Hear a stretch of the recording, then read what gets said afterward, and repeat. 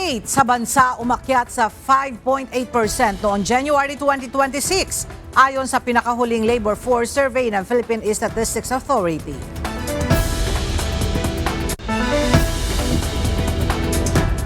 Oil companies pinulong sa Malacanang kasama ang ilang opisyal ng gobyerno.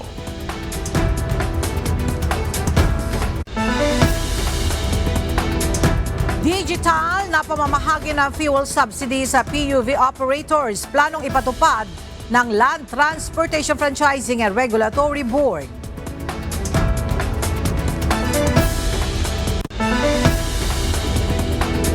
Overseas Filipino workers sa Middle East pinayuhan na makipag-ugnayan lang sa mga Philippine Embassy, MWO at local authorities.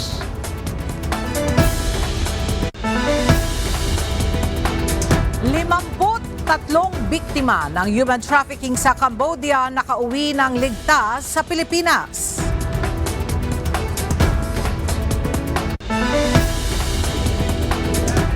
At First Lady of the United States, Melania Trump, hinikayat ang kababaihan na maging matapang sa Women's Day event sa White House.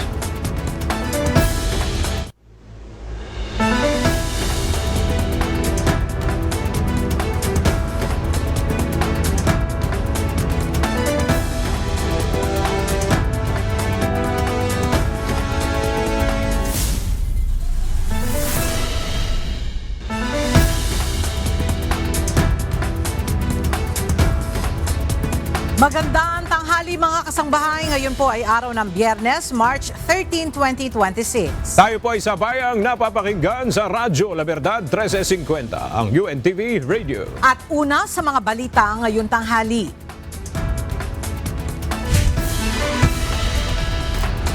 Mas dumami ang mga Pilipinong walang trabaho sa pagsisimula ng taon. Ayon sa pinakahuling labor force survey ng Philippine Statistics Authority o PSA, umakyat sa 5.8% ang unemployment rate ng bansa na mas mataas kumpara sa naitalang bilang noong 2025.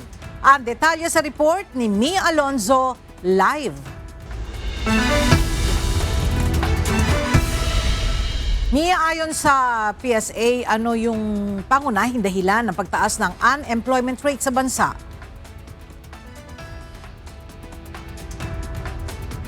Alright, balikan po natin ang pag-uulat niya ni Mia Alonzo. Pinag-iingat ng pamahalaan ang publiko laban sa mga hindi lehitimong mga online lending platform na nag-ooperate sa bansa. Dahil dito, naglabas ng listahan ang Securities and Exchange Commission ng mga unauthorized lending app sa kanilang official Facebook page. Sinabi nito na ang mga sumusunod na online lending platforms ay hindi pinahihintulutan na mag-alok, mag-process o magbigay ng anumang lending services.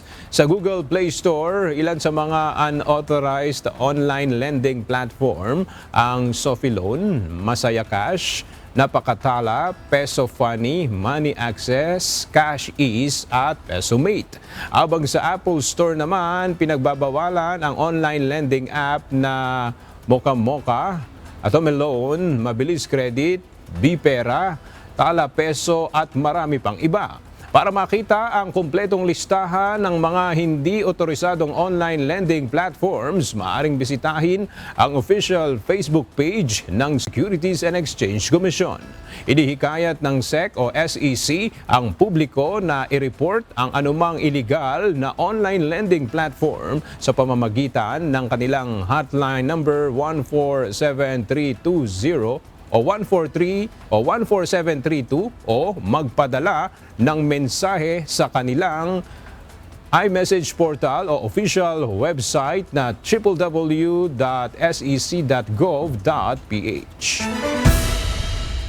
Binatikos ni Vice President Sara Duterte ang hiling ng isang mambabatas sa House Committee on Justice na maglabas ng sabpina para sa mga karagdagang dokumento kaugnay ng impeachment laban sa kanya.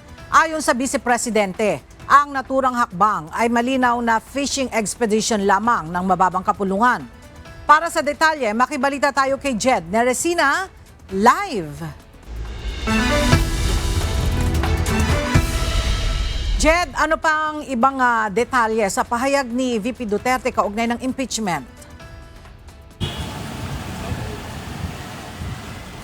Ella, binigyang diin ni Vice President Sara Duterte na yung paghiling ni Representative Shell Jokno para sa mga karagdagang dokumento ay patunay lamang na walang sapat na ebidensya yung mga reklamong impeachment laban sa kanya. Ayon sa Vice Presidente, ang pagpasa ng komite sa sufficiency in substance ng reklamo ay dapat nangangahulugang may hawak na silang ebidensya at hindi ngayon pa lamang maghahanap. Dahil dito, tinawag ni VP Duterte ang hakbang na ito na ikatlong fishing expedition ng Kamara. Aniya, ang unang bugso nito ay noong budget hearing noong 2024 kung saan lumabas ang tanyag na linya na let's stick to our plan. Sinundan ito ng kontrobersyal na issue ng Mary Grace Piatos sa Committee on Good Governance and Public Accountability. Iginiit ng pangalawang Pangulo na ang nasasaksihan ngayon ay isa na namang desperadong pagtatangka na maghanap ng ebidensyang wala naman talaga. Muling inulit ni Vice President Sara Duterte ang impeachment ay isang politikal na pag-atake na idinisenyo upang protektahan ang ilang individual at isulong ang mga pansarili at dayuhang interes. Hayagan niyang tinukoy ang mga umano'y nasa likod nito na isang opisyal na lulong di umano sa droga, isang kongresistang itinuturing na utak ng flood control funds at isang mambabatas na lantarang naghahanda para sa 2028 elections. Binatikos din niya ang espesyal na pagtratong ibinibigay ng Kamara sa testigong si Ramil Madriaga na tinawag niyang isang kidnapper. Sa huli, pinuna ni Vice President Duterte ang pagtutok ng Kamara at Malacanang sa kanya sa gitna ng pandaigdigang krisis sa enerhiya at ekonomiya. Ayon pa kay VP Sara, ito ay isang insulto sa mga overseas Filipino worker at sa mga naghihirap na pamilyang Pilipino. Ella, kaugnay nito na una nang binanggit o binabanggit ng defense team ni Vice President Sara Duterte na nakamonitor sila sa anumang development kaugnay nga ng impeachment ni Vice President Sara Duterte at binigyan din nila na handa silang tumugon doon sa lahat ng mga alegasyon o doon sa mga reklamo na nakapaloob dito sa impeachment. Ayan muna update, balik sa inyo, Ella. Maraming salamat, Jed Neresina. Balikan po natin ang balita ni Mia Alonso tungkol sa unemployment rate sa bansa. Mia, ayon sa PSA, ano yung pangunahing dahilan ng pagtaas ng unemployment rate sa bansa? Magandang tanghali sa iyo, Aga. Ayon sa Philippine Statistics Authority, isa sa dahilan kung bakit tumaas ngayong 2026 ng January itong unemployment rate sa bansa ay yung mga available na nagsasabi sila ay magtatrabaho at naghahanap ng trabaho pero wala namang nakikita o available na trabaho. At ilan pa dito, bukod dyan, yung mga discouraged o yung mga iniisip na walaan nila silang makikitang trabaho kaya hindi na lamang o pinili na lamang nila na wag nang humanap ng papasukan. Tumaas ang antas ng walang trabaho at kulang sa oras ng trabaho sa Pilipinas noong Enero ngayong taon ayon sa Philippine Statistics Authority. Base sa pinakahuling ulat ng PSA, umabot sa 5.8% ang unemployment rate noong January na mas mataas kumpara sa 4.3% noong nakaraang taon. Ibig sabihin, nasa 2.96 milyong Pilipinong manggagawa ang walang trabaho noong Enero na mas marami kumpara sa 2.17 milyon noong nakaraang taon. Nakapagtala naman ang underemployment rate na 13.2% noong January 2026 mula sa 13.3% noong nakaraang taon. So, yung mga reasons na nakalap namin mula sa round na ito, January 2026 ng Labor Force Survey, ang mga pangunahing dahilan, marami dito naghahanap ng trabaho. So, sinabi nila available sila magtrabaho, naghahanap ng trabaho pero wala pa ring trabaho. And then, ang sumunod dito, yung mga nag-aantay ng resulta ng previous job application. Meron, kasi overall, ang nadagdag sa ating unemployed ay 790,000. But ang karamihan nga dito, yung binanggit ko kanina, ay 306,000 ay naghahanap ng trabaho at available naman magtrabaho pero wala pa ring trabaho. Dagdag pa ni PSA Assistant Secretary Divina Garcia del Prado, pinakamataas itong naitalang 5.8% na employment rate mula noong June 2022. Aniya pa, isa rin sa naging factor ng pagtaas ng unemployment rate ay bunsod din ng natapos na holiday season noong December, kaya marami ang nawala ng trabaho. Kinukonsidering dahilan ang naging impact sa tensyon sa pagitan ng Russia at Ukraine noong 2022. Aga, bukod dito, ilan din sa mga industriya na nagtala ng mataas na unemployment rate itong industry sector, gayon din ang agricultural sector at ang services sector. At isa rin sa tinitignan ngayon ng PSA Aga ay yung posibilidad na madagdagan pa ulit itong 5.8% na tala na unemployment rate, bunsod naman nitong nangyayaring tensyon sa pagitan ng Iran at Israel. At yan muna ang update. Balik sa'yo, Aga. Okay, maraming salamat, Mia Alonzo.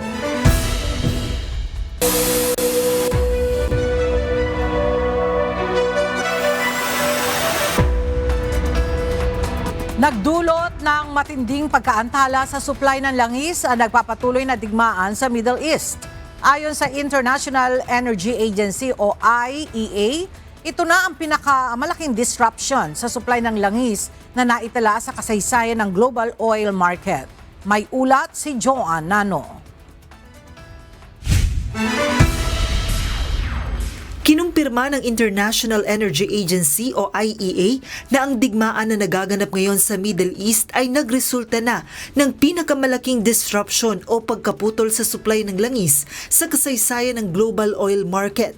Ayon sa pinakabagong ulat ng IEA, umaabot na sa higit 8 bilyong bariles ng langis kada araw ang nabawas sa produksyon dulot ng tensyon sa gitnang silangan. Dagdag pa dito ang halos 2 milyong bariles ng iba pang petroleum products na hindi na naipoproduce dahil sa lumalalang sitwasyon sa rehiyon. Nagsimula ang krisis matapos ang mga pag-atake ng United States at Israel sa Iran noong February 28 na ginantihan naman ng Tehran at nagpaigting ng labanan sa Gulf region. Isa sa mga pinakamalaking apektado ay ang Strait of Hormuz, na isa sa mahalagang daluyan ng langis sa mundo kung saan dumadaan ang halos 20% ng global oil supply. Dahil sa mga pag-atake at banta sa seguridad ng mga barko, halos napahinto na ang pagdaloy ng langis sa nasabing ruta.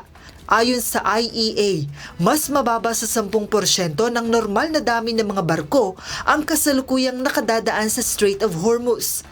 Bukod sa langis, naapektuhan na rin ng gyera ang supply ng pataba o fertilizer na mahalaga sa produksyon ng pagkain. Halos 1/3 ng fertilizer na dinadaan sa dagat ay nagmumula sa Gulf of region.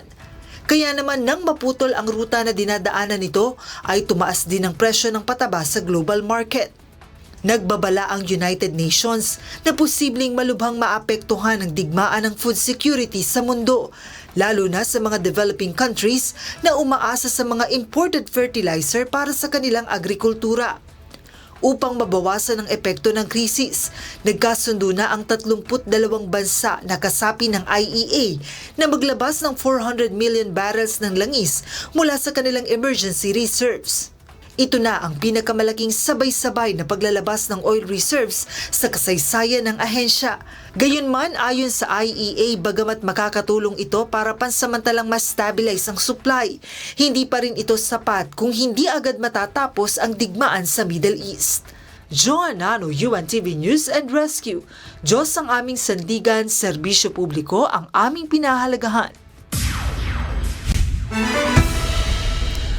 Huling bugso na ngayong araw ng staggered o utay-utay na dagdag singil sa mga produktong petrolyo na sinimulan noong Martes. Sa inilabas na table ng Department of Energy, mayroon pang dagdag singil na ipinataw ngayong araw ang Chevron. Pisong dagdag sa kada litro ng gasolina, 2 pesos and 50 centavos naman sa kada litro ng diesel at 5 pesos and 50 centavos sa kada litro ng kerosene. Habang ang Jetty Petroleum naman ay may dagdag ding piso sa kada litro ng gasolina at 3 piso sa kada litro ng diesel. Mayorya sa mga oil company ay nakapagpataw na ng staggered oil price increase sa nakalipas na mga araw. Nauna namang sinabi ng Energy Department na tiyak na tataas muli ang presyo ng mga produktong petrolyo sa susunod na linggo. Sinertipikahan ng urgent ni Pangulong Ferdinand Marcos Jr. ang panukalang magbibigay ng kapangyarihan sa kanya na suspendihin o bawasan ang excise tax sa mga produktong petrolyo. Isang araw ito matapos na ipasa ng Kamara sa ikalawang pagbasa ang panukalang batas. Narito ang report ni Rosalie Coz.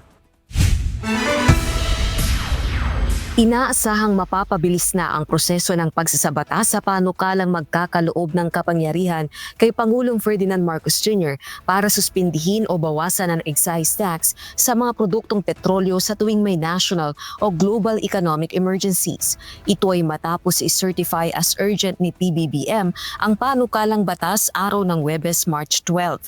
Sa gitna ito ng nararanasang matinding pagtaas sa presyo ng langis sa pandaigdigang merkado dahil sa gulo sa Middle East.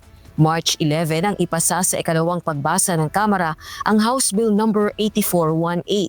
Ayon kay House Committee on Ways and Means Chairperson Marikina City 2nd District Representative Miro Kimbo, sa Lunes, March 16, inaasahang ipasa ng Kamara sa ikatlo at huling pagbasa ang House Bill. Kaya makatutulong ang Certificate of Urgency ng Pangulo sa agarang pagsasabatas ng panukala sa Senado. So talagang mag-aantay tayo ng Monday, pero yung malaking gamit niya is for the Senate approval because the Senate cannot take up sa plenary ang ating bill because it's a tax bill just like APRO bill. Kailangan matapos muna ang third reading bago mag-start ang plenary action sa Senate. So dun siya magagamit. Sa ilalim ng panukala, layong amyendahan ng National Internal Revenue Code at maaaring suspindihin o bawasan ng Presidente ang excise tax sa petroleum products sa rekomendasyon ng Development Budget Coordination Committee o DBCC sa pakikipag-ugnayan sa Department of Energy. Ito ay kung papalo o hihigit sa $80 per barrel sa loob ng isang buwan ang average Dubai crude oil price batay sa Mean of Platts, Singapore. Anumang suspensyon o pagbabawa sa excise tax magiging epektibo sa loob ng 6 na buwan liban na kung paiikliin o pahahabain ng Kongreso sa pamamagitan ng isang joint resolution. Mananatili naman ang kapangyarihang ipagkakaloob sa Presidente sa ilalim nito hanggang December 31, 2028. Kapag tuluyang naisabatas ang panukala, ilang piso rin kada litro ang mababawas sa presyo ng mga produktong petrolyo. In the end, removal of the excise tax while retaining the VAT, magkakaroon pa rin ng neto ang consumer kung ito ay diesel ng almost 4 pesos 50 centavos o kung ito man ay unleaded, imbis na 10 pesos buo, mababawasan baka magiging 7 piso. Malaking kabawasan pa rin ang magiging net effect pagdating doon sa end user, doon sa gasolinahan. Sa susunod na linggo, 3 session days na lang ang nalalabi sa Kongreso bago mag-adjourn ang session para sa summer break. Rosalie Coz, UNTV News and Rescue. Diyos ang aming sandigan, serbisyo publiko ang aming pinahahalagahan. Pinulong kahapon ng Malacanang ang mga matataas na opisyal ng oil companies. Naging sentro ng talakayan ang problemang kinakaharap ng bansa sa supply ng langis dahil sa gulo sa gitnang silangan. Ang detalye ng ulat ihahatid ni Nel Maribohook live. Nel, ano yung mga napag-usapan sa pulong sa palasyo kasama itong mga malalaking kumpanya ng langis? Yes, sa Gasometro ang pulong kahapon kung papaano matitiyak na matatag ang supply ng produkto petrolyo habang pinoprotektahan ng mga consumer mula sa mga mapagsamantalang retailers. Ayon kay Executive Secretary Ralph Recto, tumutok ang pagpupulong kasama ang mga oil company sa supply at presyo kung papaano matitiyak na stable ito sa gitna ng gulo sa Middle East. Bilang pagsunod na rin anya ito sa direktiba ni Pangulong Ferdinand Marcos Jr. na maprotektahan ng mamamayan mula sa epekto ng mega fuel price hike. Ayon kay ES Recto, isa sa malaking issue na dapat maresolba agad ay ang pagkagambala sa supply chain. Nagpapasalamat ang palasyo dahil nagbigay ng katiyakan ng oil companies na manageable sa ngayon ang anumang operational challenges na kanilang hinaharap. Ayon sa Executive Secretary, tinitignan na ang ibang alternatibong paraan kung patuloy na mahaharang ang supply ng langis sa Rion dahil sa gyera.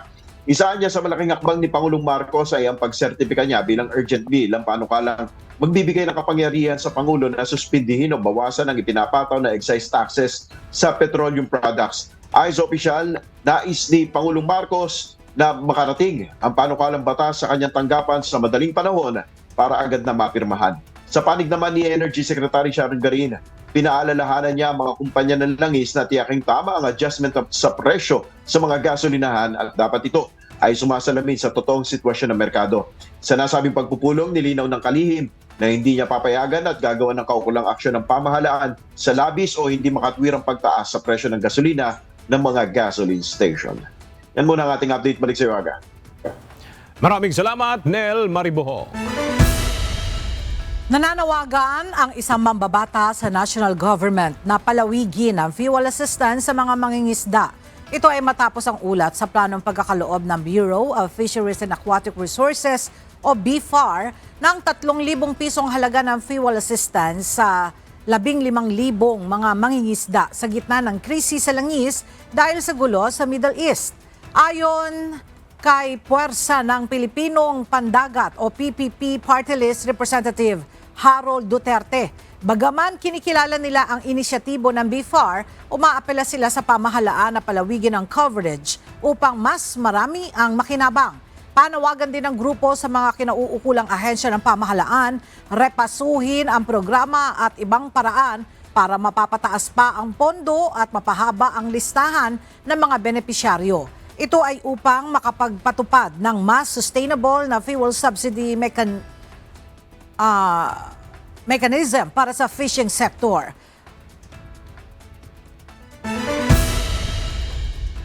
Planong gawing digital ng Land Transportation Franchising and Regulatory Board o LTFRB ang pamamahagi ng fuel subsidy. Partikular ito sa sektor ng mga pampublikong transportasyon na apektado ng pagtaas ng presyo ng petrolyo. Alamin natin ang detalye sa report ni Asher Cadapan Jr. Live. Asher, paano ipatutupad ng LTFRB itong digital distribution ng ayuda sa mga PUB operators? Aga, kailangang magtalaga ng payment channel provider sa pamamahagi ng subsidy sa petrolyo para sa sektor ng public transportation. Ito ang inihayag ng Land Transportation Franchising and Regulatory Board, LTFRB, sa plano nilang paraan ng pamamahagi ng fuel subsidy. Inimbitahan na ng LTFRB ang mga electronic money issuer o mga EMI sa bansa na magsisilbing payment channel provider nila.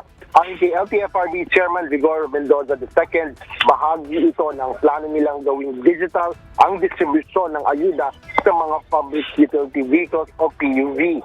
Kasunod ito ng anunsyo ng palasyo na magbibigay ang pamahalaan ng 5,000 pisong ayuda sa sektor. Sa gitna ito ng nararanasang mataas na presyo ng petrolyo na epekto ng sigalot sa gitnang silangan. Paliwanag ng opisyal, layon ito na tiyaking episyente, secured at transparent ang pamamahagi ng tulong pinansyal sa mga benepisyaryo ng naturang programa. Ngunit kailangan pa nilang siguraduhin muna ang kapasidad ng mga EMI sa paghahawak ng mga naturang transaksyon.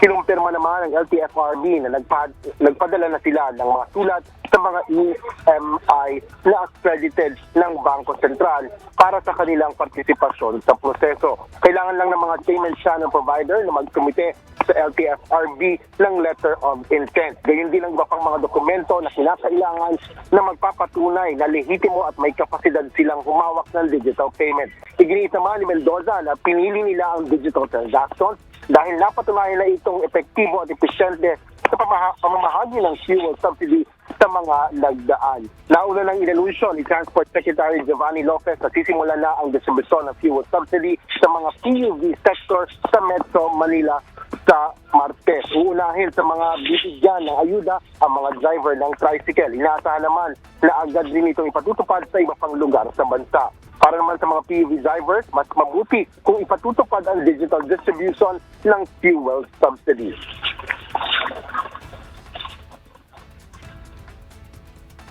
Abala nga pa po yan kung pupunta pa ng mga station kung Gcash na lang, mas hindi abala. Mas makakabuti yun. Kasi pagkalo, pipila pa kami, mahaba kasi. Kaya, para diretso Gcash na lang habang nasa biyahe. Yan ang latest dito sa Quezon City. Balik sa iyo, Aga. Maraming salamat, Asher Cadapan Jr. Binigyan diin ni Pangulong Ferdinand Marcos Jr. ang halaga ng pagkakaisa sa gitna ng tumitinding tensyon sa gitnang silangan. Tiniyak ng Pangulo na patuloy na gagawin ng gobyerno ang lahat para matiyak ang kapayapaan sa bansa. May ulat si Nel Maribohok. Humaharap ngayon ang mundo sa seryoso hamon at kawalan ng kasiguraduhan. Ito ang isa sa sentro ng talumpati ni Pangulong Ferdinand Marcos Jr. sa pagtitipon ng Muslim leaders at community members sa Malacanang kahapon. Ayon sa Pangulo, tinutugunan na ng pamahalaan ang posibleng epekto ng gulo sa gitnang silangan. Nagpahayag rin ng pagkabahala si PBBM sa bilang ng mga namamatay sa gyera. Many of us, if not all, follow the recent developments closely. These events prompt us to reflect and to respond on their possible effects, not only on the international community, but more importantly on our own people, our economy, and the everyday lives of our families. We are likewise saddened and concerned on the rising human cost. Sa pagtitipon, muling tiniyak ni Pangulong Marcos ang suporta ng kanyang administrasyon para sa kapayapaan at pag-unlad sa Bangsamoro Autonomous Region in Muslim Mindanao o BARM. As previously and numerously mentioned before, this administration remains fully supported of creating a people-centered governance system in the Bangsamoro region. Our work is not yet done. We remain steadfast that we will ensure the promise of peace translates into real opportunities for the Bangsamoro people and for all Filipinos.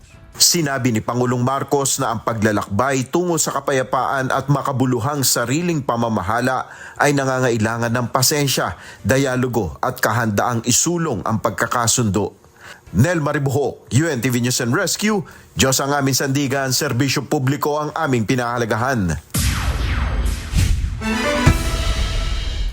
Muling nagpaalala ang Department of Migrant Workers sa lahat ng mga overseas Filipino workers sa Middle East na sumangguni lamang sa mga Philippine Embassy, Migrant Workers Office at local authorities sa kanilang host country para sa anumang abiso at tamang impormasyon kaugnay sa kasalukuyang tensyon sa rehiyon.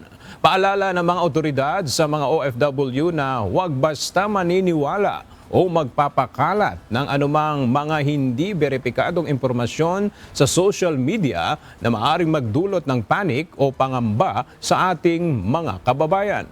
Payo pa ng DMW, sundin lamang ang abiso ng mga otoridad upang masiguro ang kaligtasan at kapakanan ng mga OFW.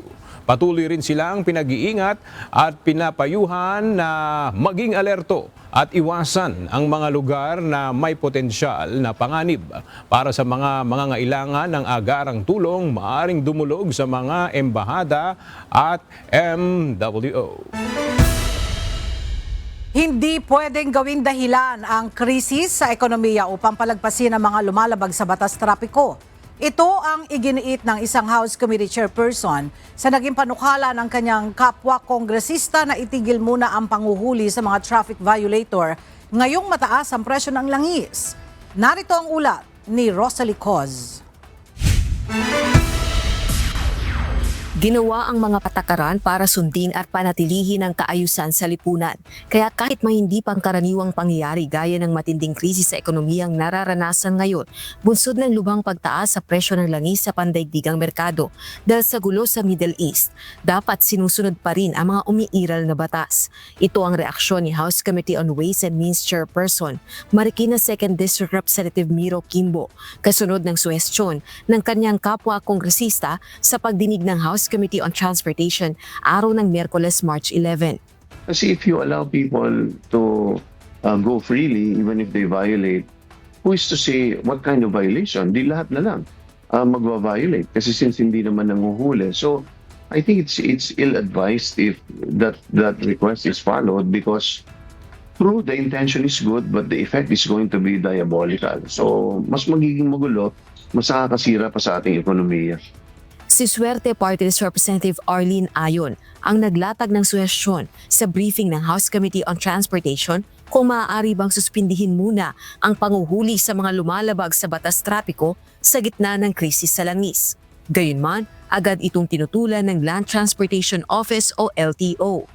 Pwede ba nating no apprehension muna for 2 weeks or 3 weeks for the meantime habang naghihirap yung ating mga tao, habang lubog tayo ngayon sa kahirapan dahil sa sitwasyon natin? Pwede ba yon na may no apprehension, wala munang huli, lalo na sa mga single motor kasi yun ang ginagamit ng mga parents para sa paghatid sa mga bata sa school, or baka pwedeng bigyan muna natin ng status quo. Road safety po ito eh. Yung mga ina-apprehend po namin, yung may mga violations. So kung magko-comply po yung mga kababayan po natin at hindi sila gumagawa po ng mga traffic violations, wala po silang problema. Experience lang sa isang tao natin ha. Nadakip yung kanilang truck, wala silang, hindi lang na-renew ang lisensya. I don't know kung bakit umabot ng 1 million ang kanilang penalty. Ibig sabihin, sobrang naghirap ang ating mga kababayan. Tapos, I understand, ASEC, na kailangan talaga nating hulihin ang mga violators. Pero baka pwede magkaroon muna ng 2 weeks lang na status quo for the meantime para at least matuwa naman ang ating mga motorista. Ma'am, yung pong penalty based po dun sa nasabi ninyo na charge siya ng 1 million. Colorum po yan. Bus po yan na colorum. Kaya po ganyang kalaki yung kanyang charges. Ma'am, may batas po tayo. So, yung mga illegal po kasi yun eh. Imagine po natin kung yung sakay niya na accidented po siya, yung mas malaking problema po yun kasi illegal po siyang tumatakbo sa kalye.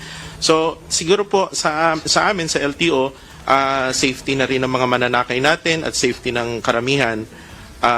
Siguro mayroon naman pong mga ibang legal na paraan na pwede po silang maghahanap buhay. Rosalie Coz, UNTV News and Rescue. Diyos ang aming sandigan, serbisyo publiko ang aming pinahahalagahan.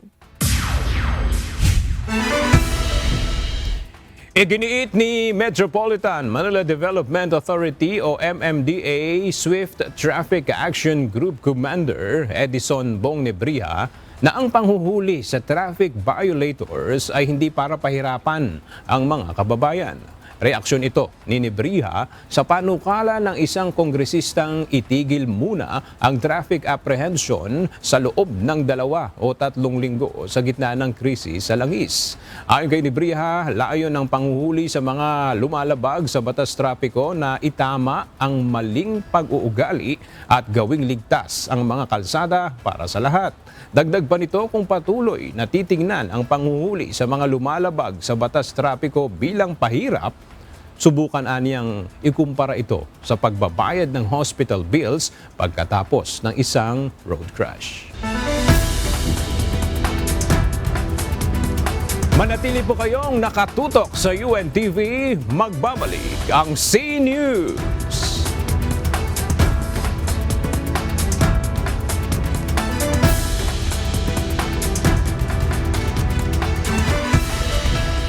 Nagbabalik ang Z News. Posibleng imungkahi ng National Bureau of Investigation o NBI na magpalit ng abogado ang mga ex-Marines na dating mga tauhan ni Zaldico. Ito'y dahil kasama rin umano sa iniimbestigahan ang tumatayo nilang abogado ngayon na si Attorney Levi Baligod. Samantala, hindi umano natatakot na makatanggap ng banta sa kanilang buhay ang naturang mga dating sundalo maging si Attorney Baligod. Narito ang report ni Benedict Samson.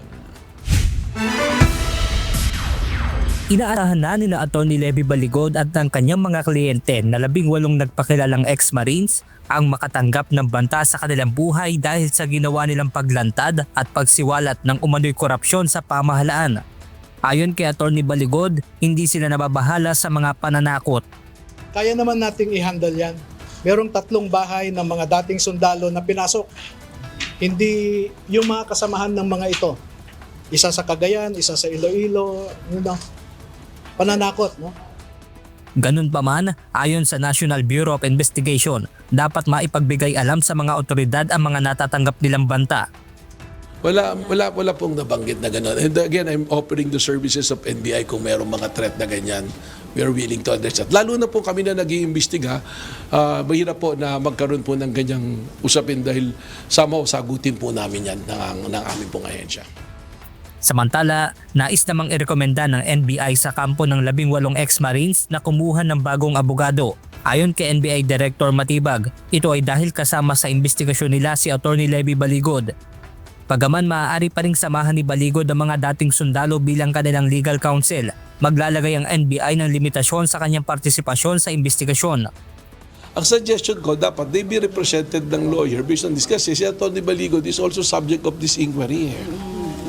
Dapat iba. Pero we will exercise leniency also. Kung yung 18 siya yung lawyer, diyan doon. Pero when we ask question, just personal recollection niya. Samantala, pinabulaan na naman ni Atty. Baligod ang sinabi ng NBI na walang tumutugmang record sa pahayag nila na pagbibigay umano ng pera kay Pangulong Ferdinand Marcos Jr. Iginiit ni Baligod na mali ang time frame na sinuri ng ahensya kaugnay ng air taxi na sinakyan ng isang ex-Marine at ni Zaldico sa pagdi-deliver umano ng pera sa bahay ni PBBM sa Ilocos Norte. Kinaligtaan niya yung 2022. Bakit ba 23 to 25 lang ang sinasabi niya? Kasi 2022, nag-deliver sa Ilocos na gamit ang eroplano. Hindi ko alam kung saan nanggagaling yung intel o informasyon ni Director Matibag. Paliwanag naman ng NBI, walang nakasaad na tiyak na petsa sa joint affidavit ng mga nagrereklamo. Kaya po kami nag-iimbestiga dahil yung pong joint affidavit, walang sinasabing mga eksaktong date. Sa paragraph 44 po yun nung claim nila. Wala pong nilagay doon na 2022 pumunta. Benedict Samson, UNTV News and Rescue. Diyos ang aming sandigan, serbisyo publiko ang aming pinahahalagahan. Kinwestiyon ng Office of the Ombudsman ang naging pahayag ni Attorney Ferdinand Topacio hinggil sa umunoy pakay ng ginagawa nilang investigasyon sa 18 nagpakilalang mga dating miyembro ng Philippine Marines. Ang detalye, hatid ng balita ni Ivan Alvarez. Kinwestiyon ng Office of the Ombudsman ang naging pahayag kahapon ni Attorney Ferdinand Topacio kaugnay ng mga isinasagawang aksyon ng mga otoridad sa 18 nagpapakilalang dating miyembro ng Philippine Marine Corps. Sa kasalukuyan, nagsasagawa na ang National Bureau of Investigation o NBI ng investigasyon sa grupo. Habang humihingi naman ang Office of the Ombudsman ng tigigisang salaysay mula sa bawat ex-Marine at hindi iisang joint affidavit lamang na isinumite ng kanilang abogado. Para kay Attorney Ferdinand Topacio, tumatayong legal counsel ni dating Congressman Mike Defensor na tumutulong sa grupo, hindi na kailangan ang bukod na investigasyon ng Ombudsman. Bakit pa i-deputize mo yung NBI pagkatapos gagawin mo rin the same thing, ikaw rin? Di ba meron tayong sinasabing the spring cannot rise higher than the source. Ikaw na nga yung source ng deputization, dineputize mo to. Papaimbestigahan mo dito, ikaw rin mag-iimbestiga. Hindi ba ang pakay lamang dito ay maharas, maabala, magulo yung mga Marines? Ngunit sa pahayag ni Assistant Ombudsman Miko Clavano, tinanong nito kung paano naging harassment ang pagbibigay nila ng oportunidad na ayusin ang isinumiting salaysay sa kanila. Sa nauna nitong paliwanag, maaaring totoo ang mga nilalaman ng una nang ibinigay sa kanilang joint affidavit. Ngunit mas mapapatibay anya ang kredibilidad ng mga aligasyon kung ang bawat isa ay maglalahad ng mga pangyayari mula sa kani-kanilang perspektibo. Matatanda ang laman ng joint affidavit ang pagsisiwalat ng umano'y pagdi-deliver nila ng mali-malitang pera sa iba't ibang politiko. Galing umano ang mga ito sa kickbacks ng flood control project ng pamahalaan na nangyari noong nagtrabaho sila bilang security aide ni former congressman at ngayoy pugante na si Zaldico. Evan Alvarez, UNTV News and Rescue. Diyos ang aming sandigan, serbisyo publiko ang aming pinahahalagahan. Pinagtibay ng Sandigan Bayan 5th Division ang desisyong huwag pagbigyan ang hiling ni Senator Jinggoy Estrada na ilabas ng Office of the Ombudsman ang kompletong records ng preliminary investigation records ng graft case nito. Sa resolusyong inilabas ng Anti-Graft Court kahapon, March 12, pinanindigan ng Korte ang nauna nitong desisyon noong January 27 na denied ang hiling ng dating senador. Giit ng Korte, hindi nabigyan ng sapat na paliwanag ni Estrada kung bakit nito kailangang hilingin ang mga naturang dokumento. Ang resolusyon ay kaugnay ng maanumalyang paggamit ng Priority Development Assistance Fund o mas kilalang PDAP scam. Nakauwi na ngayong umaga ang 53 mga Pilipino na biktima ng human trafficking mula sa Cambodia.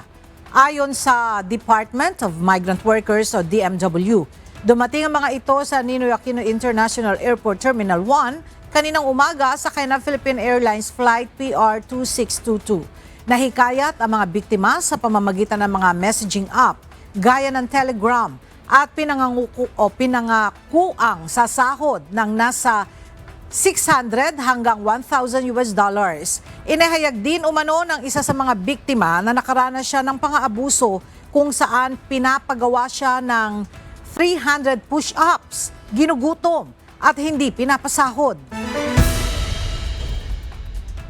Posibleng sa kalagitnaan ng Abril ay masimulan na ng Department of Transportation o DOTR ang libreng sakay. Sa isang panayam kanina, sinabi ni Transportation Secretary Banoy Lopez na mayroong nakalaang 1 billion pesos na manggagaling sa Department of Budget and Management para sa implementasyon ng programa. Ang libreng sakay ay nakapaloob sa Service Contracting Program ng gobyerno. Kabilang ito sa mga solusyon para maibsan ang gastos ng mga pasahero sa gitna ng epekto sa ekonomiya ng gulo sa gitnang silangan. Pansamantalang ititigil ang operasyon ng Metro Rail Transit o MRT-3 simula sa ikalawa hanggang ikalima ng Abril. Batay sa inanunsyo ng pamunuan ng MRT-3, magpapatupad ang taunang maintenance activity sa linya ng tren kasabay ng long holiday sa susunod na buwan. Layo nito na matiyak ang mas ligtas at maayos na serbisyo para sa mga pasahero. Magbabalik naman sa normal na operasyon ang MRT-3 sa April 6. Bukas na ang nakatakdang special election sa 2nd District ng Antipolo, Rizal. Layo ng halalang ito na mapunan ang naiwang pwesto ng pumanaw na si Congressman Romeo Acop. Mula sa Maynila, may report si Dante Amento live. Dante, ilan yung target na voter turnout ng COMELEC sa special elections na ito? Ayon kay Chairman George Erwin Garcia, umaasa sila ng 65 hanggang 68% na voter turnout dahil ito ay special elections. Ayon pa sa komisyon, karaniwan pagkakaganito ay hindi talaga magkakaroon ng mataas na turnout ng mga bumuboto. All systems go na para sa special elections ay kalawang distrito ng Antipolo City sa Rizal bukas, March 14. Sa panayam kay Chairman o COMELEC Chairman George Erwin Garcia sa programang Hataw Balita ngayon, sinabi nitong walang naging problema mula noong COC filing hanggang sa pagtatapos ng kampanya kahapon. Magkakaroon pa rin ng early voting hours na magsisimula ng alas 5 hanggang alas 7 ng umaga para sa mga buntis, matatanda at persons with disability o PWD. Ang botohan naman para sa regular voters ay mula alas 7 ng umaga at matatapos po yan ng alas 3 ng hapon. Mano-mano aga o manual ang gagawin na halalan. 252,000 ang inaasahang boboto sa maghapon mula sa 8 barangay. Umaasa naman ang COMELEC na abot sa 65 hanggang 68% ang voters turnout dahil special non-working holiday naman bukas sa Antipolo City, Rizal. 6 ang kasalukuyang kandidato. Paalala po ng COMELEC, mamayang gabi ay iiral na ang liquor ban at existing pa rin ang gun ban kapag nahuli ay mabigat ang parusa. Aga, ayon pa nga kay Chairman Garcia, kapag ka-eleksyon naman ay hindi po kinakailangan o hihingi ng mga opisyalis ng COMELEC yung mga ID ng ating mga kababayang buboto. Pero pinayuhan ng komisyon na kung pwede magdala na rin po yung mga botante kung sakaling magkakaroon ng challenge o questionin yung pagkakakilanlan ng isang botante kung talaga bang siya ay botante doon sa lugar, at least meron silang maipakitang pagkakakilanlan o ID. Yan muna ang ating update mula dito sa Maynila. Balik sa iyo, Aga. Maraming salamat, Dante Amento.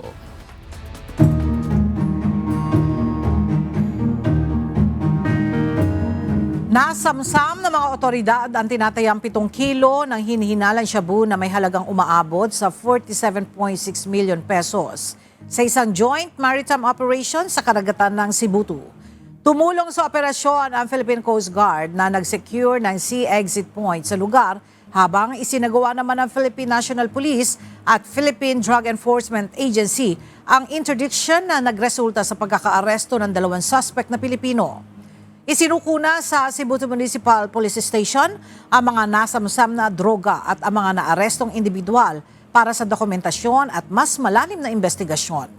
Nakahanda naman ang mga otoridad na sampahan ng kaso ang mga suspect dahil sa paglabag sa Republic Act No. 9165 o ang Comprehensive Dangerous Drugs Act of 2002.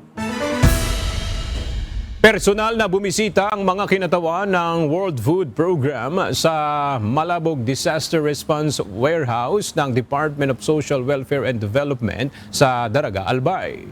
Ayon sa DSWD Bicol, layunin ng pagbisita na mapatibay pa ang ugnayan ng ahensya sa mga international partners sa larangan ng humanitarian response at maipakita ang kakayahan ng rehiyon sa disaster logistics at emergency preparedness. Sa kasalukuyan, may nakaimbak na 48,293 family food packs at 3,589 ready-to-eat food packs sa nasabing pasilidad na nakahanda para sa agarang distribusyon sa oras ng kalamidad.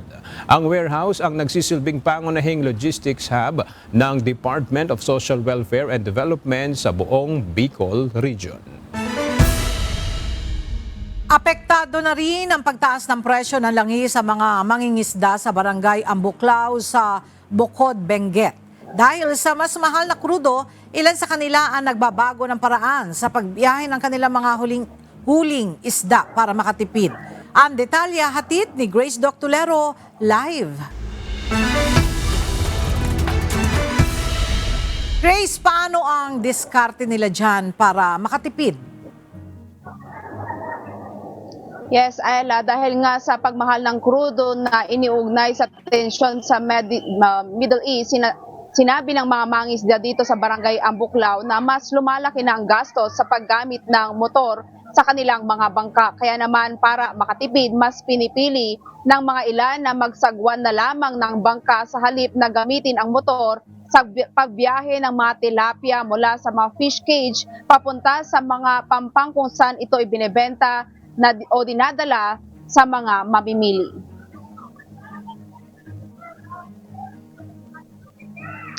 Aminado ang mga mangingisda na mas matagal ang biyahe kapag sagwan ang gamit, pero malaki naman ang matitipid nila sa gastos sa gasolina.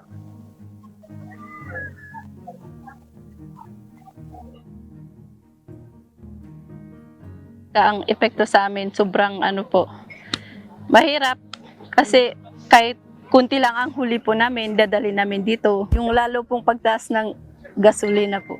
Kasi po, mahirap ang buhay ngayon eh. Hindi po sapat yung kita sa araw-araw na ginagamit naming gasolina. Wala po ma'am, no choice naman po kami. Yung iba na lang, ang sinasabi po, magsasagwad na lang po. 30 minutes po pag sa motor, depende po kasi. Pag magsasagwat ka, lalo na doon sa amin na pinakamalayo, pwedeng 1 hour and a half. Ayon sa mga mangingisda dito sa Barangay Ambuklaw na malaki ang nababawas sa kanilang kita dahil sa pagtaas ng presyo ng gasolina na ginagamit sa motor ng kanilang mga bangka. Karaniwan kasi nilang ginagamit ang motor para mabilis na madala ang mga tilapia mula sa mga fish cage sa Ambuklaw Dam papunta sa Pampang kung saan ito dinadala o binibili ng mga trader. Ayon pa kay Rachel Pulak, isang mangingisda, malaki na ang nababawas sa kanilang kita dahil sa gastos sa gasolina. Dahil dito mas pinipili na ng ilang mangingisda na magsagwan na lamang ng bangka para makatipid sa gastos sa gasolina kahit mas matagal ang biyahe. Ayon naman kay Barangay Captain Reynaldo Tilio ng Barangay Ambuklaw, Bukod Benguet, ito ang isa sa mga paraang nakikita nila para makatipid ang mga mangingisda. Yung pagbili ng mga gulay na diretso na sa farmers, hindi na dapat idadaan sa mga ahente para sila mismo ang makafeel na.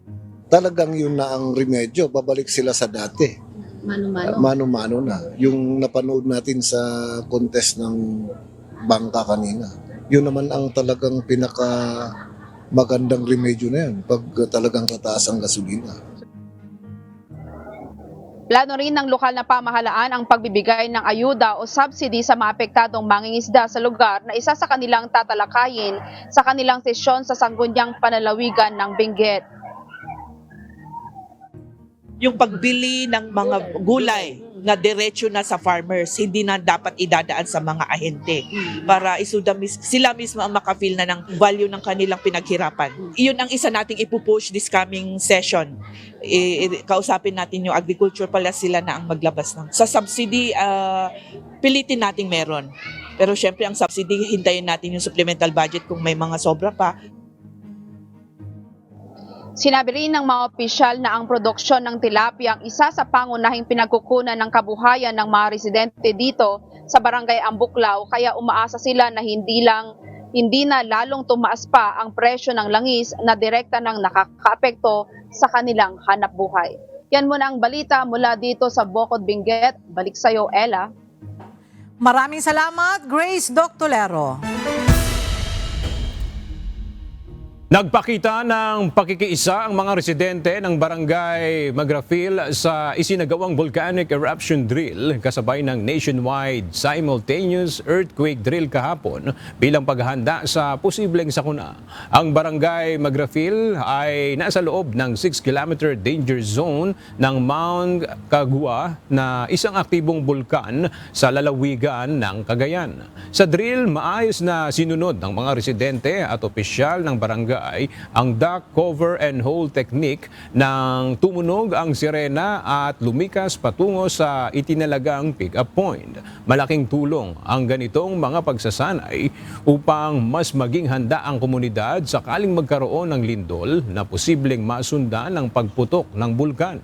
Pinangunahan ang aktibidad ng Office of the Civil Defense Region 2 at ng Cagayan Provincial Disaster Risk Reduction and Management Office, Philippine National Police, Philippine Coast Guard, Philippine Red Cross at Armed Forces of the Philippines.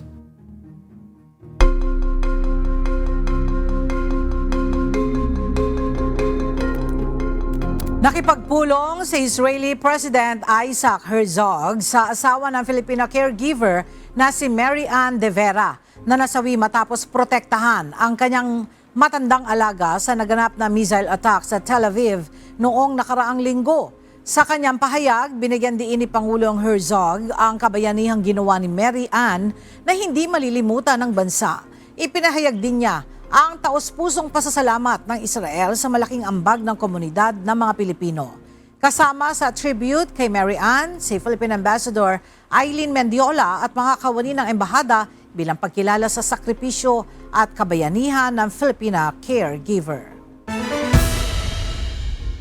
Nagbigay ng makabuluhang mensahe si First Lady Melania Trump sa ginanap na Women's History Month at National Working Moms Day event sa White House. Sa kanyang speech, hinikayat ni First Lady Trump ang kababaihan na maging matapang at handang sumubok ng mga bagong hamon. Binanggit ni Mrs. Trump ang kahalagahan ng kababaihan at mga working moms sa paghubog ng lipunan at ipinahayag ang kanyang paggalang sa kanilang sakripisyo at kontribusyon. To all of the young women, entrepreneurs, and future leaders, make time for yourself, educate yourself daily, and spread your passion. Be courageous and take risks. Advance your profession through inspiration. Be a bold chief executive while keeping your family, if you choose so, at the center of your nation's future.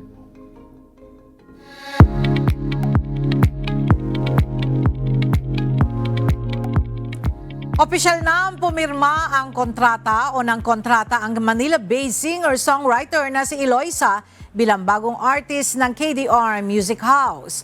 Nakilala si Eloisa bilang Queen of Busking matapos ang kanyang performances sa mga pampublikong lugar sa Metro Manila. Patuloy rin siyang gumagawa ng pangalan sa local music scene sa pamamagitan ng kanyang pop at folk pop sound.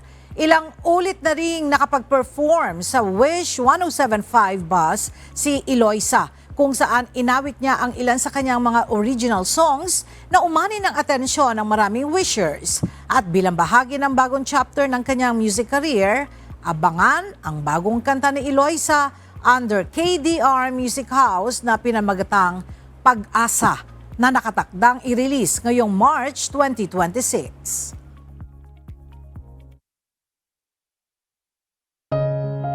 At sa ating pong iiwang mga salita ng Diyos na ating sandigan mula sa Aklat ng Kawikaan, Kapitulo 11, versikulo 13, nagsasabi, "Siyang yumayaong mapaghatid dumapit ay naghahayag ng mga lihim, ngunit ang may diwang tapat ay nagtatakip ng bagay."